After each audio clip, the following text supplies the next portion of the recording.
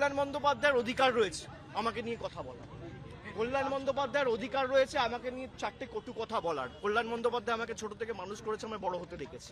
আলোচনা হয়েছে, কারোর সাথে আলোচনা করছি না, তার মানে আমি ধরে নিতে পারি তদন্তকারী সংস্থার কাছ থেকেই মিডিয়ায় এই খবরগুলো লিক হচ্ছে। যদি লিক হয়ে থাকে ইনভেস্টিগেশনের উদ্দেশ্য তো ঠিক নয়। সুতরাং আমি বারবার তদন্তকারী সংস্থা যেখানে আমাকে ডেকেছে আমি গেছি। আমি যদি কলকাতায় উপস্থিত না থাকি আমি তো যেতে পারি না।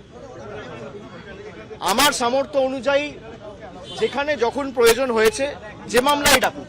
আর এখন সরকার পাল্টেছে, এরা বিভিন্নভাবে মামলায় আমাকে ট্যাগ করবে। আমি শুনেছি যে মামলায় আজকে আমাকে নোটিশ দিতে এসছে, আমি বলেছি 4 তারিখের পর ডিজে বাজে। আমি প্রশ্ন করতে চাই যে আমি যদি সত্যি কোনো ভুল বলে থাকি, আমি এই স্টেটমেন্টগুলো কবে করেছি? নির্বাচন চলাকালীন। নির্বাচন যখন চলছে, ল অ্যান্ড অর্ডার, আইন শৃঙ্খলা কার আন্ডারে? ইলেকশন কমিশনের আন্ডারে। মমতা বন্দ্যোপাধ্যায়ের আন্ডারে তো ছিল না। তাহলে তখন আমার বিরুদ্ধে এফআইআর হলো না কেন? ইলেকশন কমিশনের বিরুদ্ধে কমপ্লেন হলে ইলেকশন কমিশন আমার বিরুদ্ধে ব্যবস্থা নিল না কেন? তার কারণ আমি যদি ডিজে বাজানোর কথা বলে থাকি, দেশের স্বরাষ্ট্রমন্ত্রী বলেছেন তৃণমূলের লোকেদের উল্টো করে ঝুলিয়ে দিয়ে সোজা করে দেবো। প্রত্যেক ক্রিয়ার সমান এবং বিপরীত প্রতিক্রিয়া রয়েছে। আপনি বলবেন জ্ঞানেশ কুমারকে যদি আমার এগেনস্টে অ্যাকশন নিতে হতো, তাহলে অমিত শাহর বিরুদ্ধেও অ্যাকশন নিতে হতো। অমিত শাহর বিরুদ্ধে অ্যাকশন নেবার ক্ষমতা ইলেকশন কমিশনের নেই, তাই আমার বিরুদ্ধেও অ্যাকশন নিতে পারেনি। সরকার বদলেছে, এখন মামলা হয়েছে। তাহলে আমার বিরুদ্ধে যদি মামলা হয়, আমি ডিজে বাজাবো বলে, তাহলে অমিত শাহর বিরুদ্ধে এফআইআর হবে না কেন? আমরা তো কোর্টে মুভ করবো। তদন্তকারী সংস্থার কাছে রাজ্যের মুখ্যমন্ত্রী যদি এই কেস আমি বাংলা থেকে বহিরাগতদের আক্রমণ করেছি বলে আমার ভাষণে এই তদন্তভার সিআইডি কে দেওয়া হয়, তাহলে যে বহিরাগতরা এসে বাঙালিকে আক্রমণ করেছে সেই মামলার দায়ভার কেন সিআইডি বা সিবিআই কে দেওয়া হবে না? এই প্রশ্ন তো উঠবেই। এই প্রশ্ন তো এড়িয়ে যেতে পারে না। আপনারা এসব চাপের রাজনীতি, দল ভাঙানো আমরা অনেক দিন ধরে দেখছি। এসব করে কোনো লাভ নেই। 30 লক্ষ মানুষকে আপনারা ভোটার তালিকার বাইরে রেখে ভোট করেও তৃণমূল 41% ভোট পেয়েছে। 2,60,00,000 ভোট তৃণমূল কংগ্রেস পেয়েছে। তাদের প্রতিনিধিত্ব তৃণমূল কংগ্রেস করবে। এক চুল জায়গা তৃণমূল কংগ্রেস ছাড়বে না। যদি কেউ ভাবে যে চমকে সিআইডি দিয়ে, সিবিআই দিয়ে, দল ভেঙে, কুৎসা করে, গায়ের জোরে কর্মীদের মিথ্যা মামলায় ফাঁসিয়ে, ফলস কেসে ইমপ্লিকেট করে, পার্টি অফিস দখল করে, বাড়ি ভেঙে, ঘর জ্বালিয়ে তৃণমূল কংগ্রেসকে দমিয়ে দেবো, সিপিএম এর বিরুদ্ধে লড়াই করে 34 বছরের জগদ্দল পাথরকে সরিয়ে তৃণমূল কংগ্রেস ক্ষমতায় এসছে মানুষের আশীর্বাদ নিয়ে।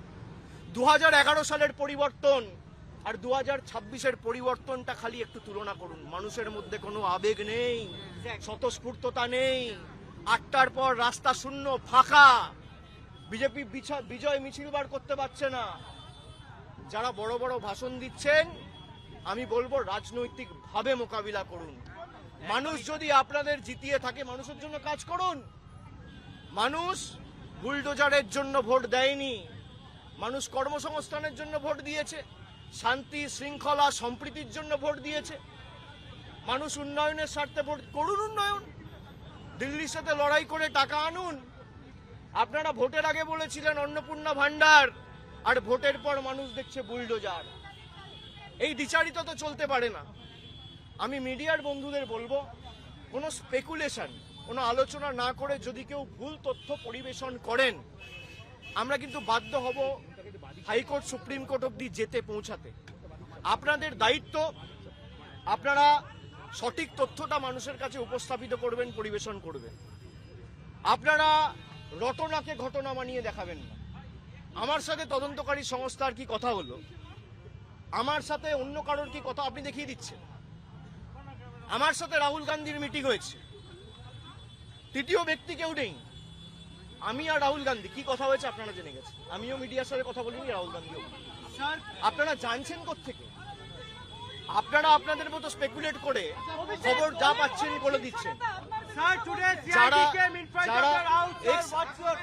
যে শীর্ষ নেতারা যে শীর্ষ নেতারা আমার বিরুদ্ধে কথা বলছে দলে আলোচনা করার জায়গা রয়েছে, এবং আপনি স্পেসিফিক্যালি বলতে পারেন কল্যাণ বন্দ্যোপাধ্যায় বলেছে।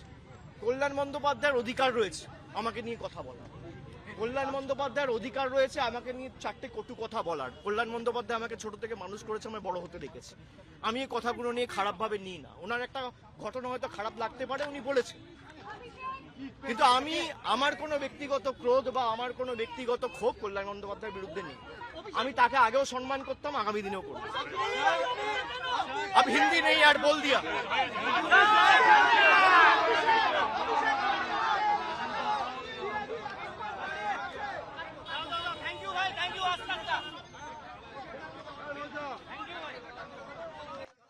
কল্যাণ বন্দ্যোপাধ্যায়ের অধিকার রয়েছে আমাকে নিয়ে কথা বলার, কল্যাণ বন্দ্যোপাধ্যায়ের অধিকার রয়েছে আমাকে নিয়ে চারটে কটু কথা বলার। কল্যাণ বন্দ্যোপাধ্যায় আমাকে ছোট থেকে মানুষ করেছে, আমি বড় হতে দেখেছি। আলোচনা হয়েছে, কারোর সাথে আলোচনা করছি না, তার মানে আমি ধরে নিতে পারি তদন্তকারী সংস্থার কাছ থেকেই মিডিয়ায় এই খবরগুলো লিক হচ্ছে। যদি লিক হয়ে থাকে ইনভেস্টিগেশনের উদ্দেশ্য তো ঠিক নয়। সুতরাং আমি বারবার তদন্তকারী সংস্থা যেখানে আমাকে ডেকেছে আমি গেছি। আমি যদি কলকাতায় উপস্থিত না থাকি আমি তো যেতে পারি না। আমার সামর্থ্য অনুযায়ী যেখানে যখন প্রয়োজন হয়েছে যে মামলায় ডাকুক, আর এখন সরকার পাল্টেছে, এরা বিভিন্নভাবে মামলায় আমাকে ট্যাগ করবে। আমি শুনেছি যে মামলায় আজকে আমাকে নোটিশ দিতে এসছে, আমি বলেছি 4 তারিখের পর ডিজে বাজে।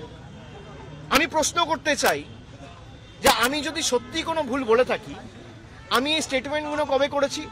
নির্বাচন চলাকালীন। নির্বাচন যখন চলছে, ল অ্যান্ড অর্ডার, আইন শৃঙ্খলা কার আন্ডারে? ইলেকশন কমিশনের আন্ডারে। মমতা বন্দ্যোপাধ্যায়ের আন্ডারে তো ছিল না। তাহলে তখন আমার বিরুদ্ধে এফআইআর হলো না কেন? ইলেকশন কমিশনের বিরুদ্ধে কমপ্লেন হলে ইলেকশন কমিশন আমার বিরুদ্ধে ব্যবস্থা নিল না কেন? তার কারণ আমি যদি ডিজে বাজানোর কথা বলে থাকি, দেশের স্বরাষ্ট্রমন্ত্রী বলেছেন তৃণমূলের লোকেদের উল্টো করে ঝুলিয়ে দিয়ে সোজা করে দেবো।